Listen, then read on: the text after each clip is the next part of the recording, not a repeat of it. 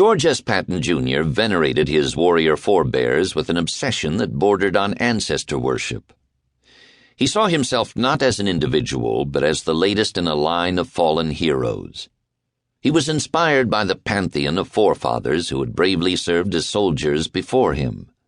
He would frequently visit their battlefields and cemeteries, seeking to channel their bravery. As his grandson wrote, "It would become Georgie's lifelong habit to conjure reveries and mystical moments while wandering cemeteries, old battlefields, and ancient ruins, preferably at night, alone. It was part of his search for connection to the past. The romance of death attracted him. It was eerie, magical, dangerous. It made him feel alive." Patton himself confessed that he felt a strange fascination in exploring old battlefields.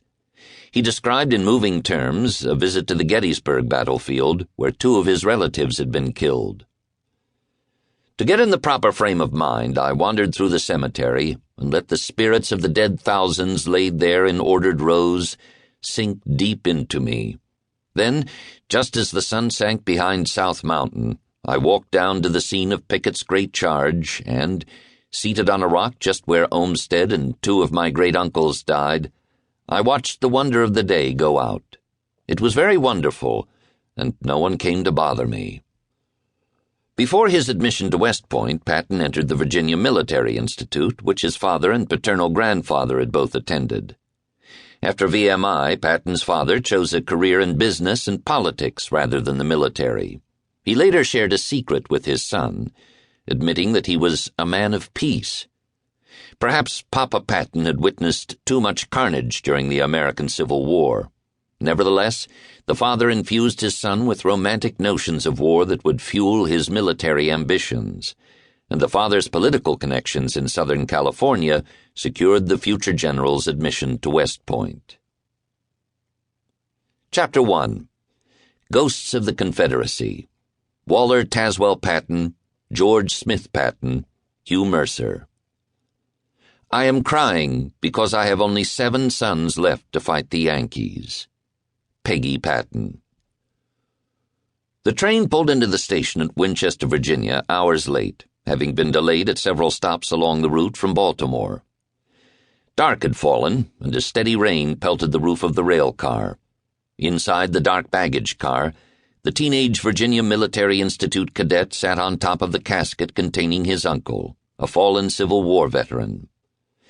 As the heavy metal doors of the rail car rumbled open, they revealed a tight huddle of men collected on the train platform, the flickering light from their lanterns reflecting off their rain-soaked oilskin ponchos. The cadet moved nervously toward the open door. If the transfer of the body had not been properly cleared, he might face arrest. "Who are you?" he asked the men gathered outside the rail car. "What do you want?" One of the dark figures stepped forward and unbuttoned his poncho, revealing the dress uniform of a Confederate Army officer. The men silently boarded the train and carried the casket of the fallen hero to a mule-drawn wagon. The dark figures followed the casket as it slowly made its way to the cemetery, accompanied by an elderly veteran beating a muffled drum and a flag-bearer holding the outlawed stars and bars of the defeated rebellion of Southern states. Inside the cemetery, the casket was brought alongside a trench that had been cleared for its burial, next to the site of the cadet's father, also a fallen Civil War hero, and the brother of the dead man whom the cadet had escorted from Baltimore. But the trench, it turned out, was too small. Grabbing a shovel, the young man lowered himself into the hole to widen it. He glanced at his father's exposed casket. After 10 years in the ground, the wooden planks had rotted away, and by the eerie flickering lantern light, he could see the face, the long beard, and at the throat, the gold brocade of his father's gray uniform. Years later, the son, George Smith Patton II, would comment simply about the sight of his father's cadaver. He looked exactly as I remembered him.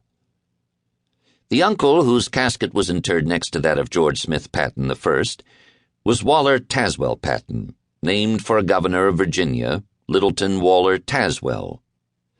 Called Tazewell or Taz by his family, he was one of 12 children of John Mercer Patton and his wife, Peggy. Of the 9 children whose